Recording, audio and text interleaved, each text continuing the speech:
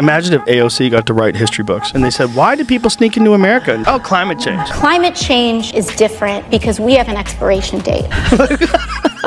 20 years from now. Climate change was so bad that people were walking from Guatemala to get plane tickets to fly to Michigan. We've got 12 years to turn it around. Yeah. 12 years. For real? Are you sure? Are you sure that happened? Maybe there's other variables? What do you think? My concern is that we are going to be the frog in the pot of boiling water. Hey guys, maybe some of the stops along the way, they only speak Chinese and they have Chinese signs. There's like a concerted effort to get people in from China. Hey, something going on? No, just climate change. We are going to debate and debate and debate and debate. And then when we actually finally pass something, it is a wimpy carbon tax and our kids are doomed. Oh, so simple. So nice to be able to Just Bill Maher and Joe Rogan have teamed up to take down AOC, and it's as hilarious as it is brutal. Recently, a wave of commentators exposed AOC for allegedly lying about her upbringing and background. That revelation quickly reached Maher and Rogan, and they haven't held back since. Their verbal takedowns have been relentless and sharp.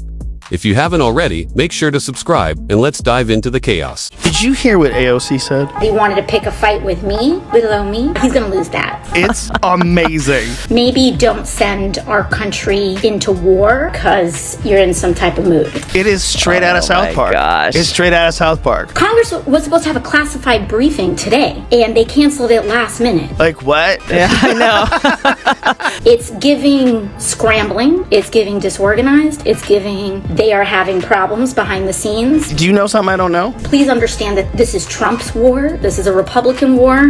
Don't let them... Like, what are you saying? Like, what are you even saying? I'm not too sure what the full background is, but it's hilarious. How Joe Rogan doesn't even pretend to take AOC seriously anymore.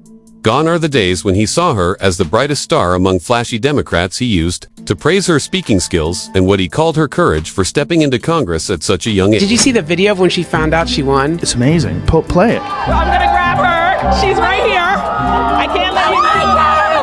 It's like one of the realest moments. And look, people are angry. 28-year-olds, what the f does she know? What she doesn't know, she'll learn. Maybe she knows a lot. I like the fact she wasn't supposed to win. I like the fact that the guy who was an incumbent was a 10-term incumbent. Yeah. And that he spent 10 to 1 versus on her. How much money she spent? 10 to 1. And grassroots got her elected, man. And that can happen. Dude, she's a kid. Yeah, And she's pretty. She's a pretty young 28-year-old. Yes, that was Rogan, completely captivated by AOC's rise to Congress. He spoke glowingly about her abilities and the potential he believed she offered, and he wasn't alone. Millions were intrigued. But once the facade began to crack, once that carefully crafted image started to unravel, and people looked past the rehearsed talking points, Rogan's tone changed quickly now. Instead of admiration, there's mockery. Instead of praise, there's critique. Rogan no longer sees a trailblazer, he sees someone posing as an activist. A politician who mastered the art of the soundbite but folds under real scrutiny, and he's not holding back. Whether on his podcast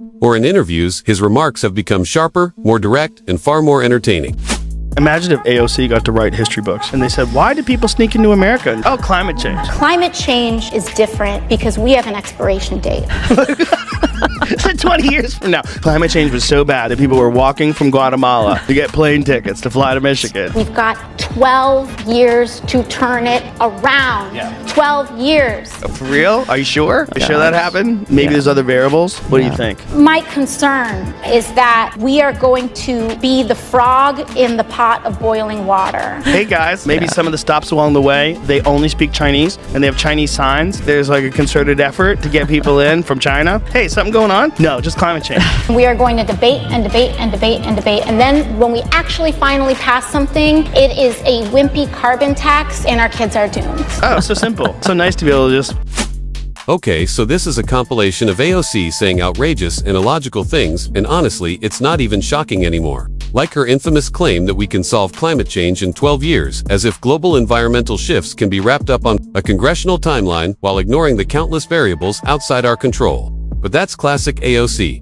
This is someone who genuinely believes mass migration is driven mostly by climate change, not by economic collapse, political instability, Or, violent regimes. You could have excused some of this when she first entered the political spotlight. Young, inexperienced, and idealistic, but 5 years into Congress and still talking like this, it's no longer idealism, it's ignorance. There's no excuse for continuing to toss around half-baked, oversimplified takes on complex global issues. If anything, it shows a stubborn refusal to grow, learn, or even stop and ask, wait, does this actually— One of my favorite interviews was when AOC was talking to that lady and she asked her to expand. About Israel-Palestine? Oh my God. You use the term the occupation of Palestine. What did you mean by that?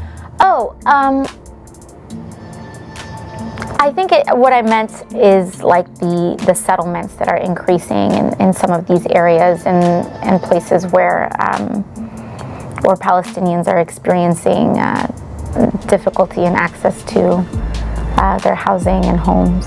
She just collapsed into herself? It's literally like a fifth grader that didn't study. Yes. And then they ask you about the subject, or you didn't read the book. And then, it's about Billy and his dog and a really good relationship, these dogs. But the crazy Do thing— you think you can expand on that?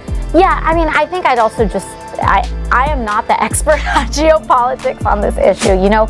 Now, if you've watched the full interview, and I did, you'll hear AOC confidently claim right at the start that she's an expert.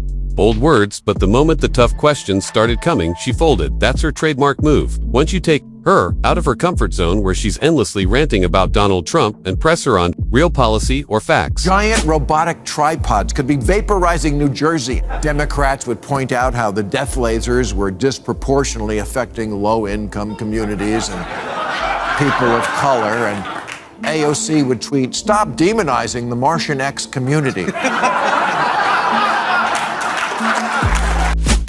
Yep, it's funny, but painfully true. We could have literal Martians landing in our neighborhoods causing chaos, and Democrats would still jump to defend them in the name of compassion. And honestly, that's not far off from what's happening now. The impact of unchecked illegal immigration is real. Fentanyl is pouring into communities, prostitution rings are expanding, drug and human trafficking are on the rise, families are being torn apart, and law enforcement is stretched thin. Yet out front defending the mess are the Democrats, and leading that charge, as usual, is AOC, spinning her narratives while Americans face the consequences. So yes, Bill Maher nailed it. We could have aliens tearing through Los Angeles and Democrats would still be on CNN arguing for their right to peaceful coexistence. It's no longer about real solutions, it's about performance politics, and in that theater, ideology takes center stage while reality and common sense get tossed aside. Just look at this next clip where AOC completely misunderstood the major bill that just passed and got thoroughly schooled by Mike Lawler.